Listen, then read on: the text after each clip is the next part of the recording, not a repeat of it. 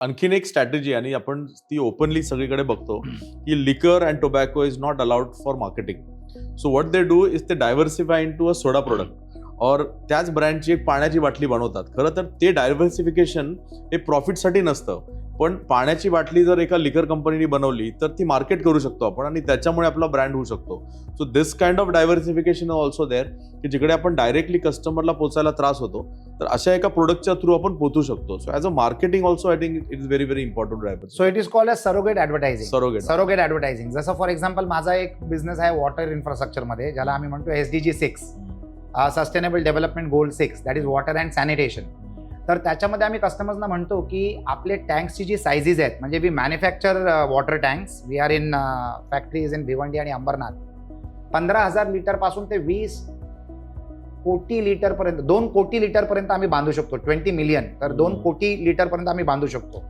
तर त्या water टँकची size एवढी मोठी असते की आम्ही त्या कॉर्पोरेट कंपनीजना किंवा पब्लिक लिमिटेड कंपनीजना म्हणतो की तुम्ही आमच्या या टँकला ॲज अ होर्डिंग सुद्धा वापरू शकता, कारण त्या वॉटर टँकवर तुम्ही तुमची जाहिरात लावू शकता. क्या बात. तर कहीं पे निगाहें कहीं पे निशाणा, कहीं पे सरोगेट ऍडव्हर्टायझिंग. तुम्ही कशा पद्धतीने या सगळ्या डिसिजन्स इम्प्लिमेंट करू शकता त्याच्यावर अवलंबून आहे.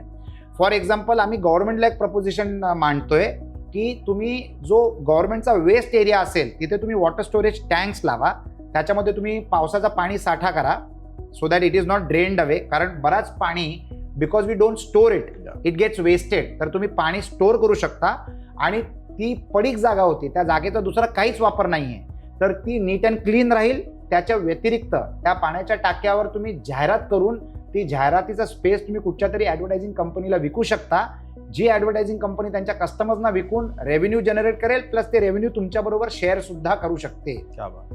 म्हणजे एका रिसोर्समधनं मल्टिपल आउटकम्स आपण कसे निर्माण करू शकतो, that is innovation and that is differential thinking. आणि that is also diversification of revenue streams. तर you need to be a sailor traveling to different ports with the same wares, at the same time creating different opportunities at the same ports. Fantastic. And that is diversification.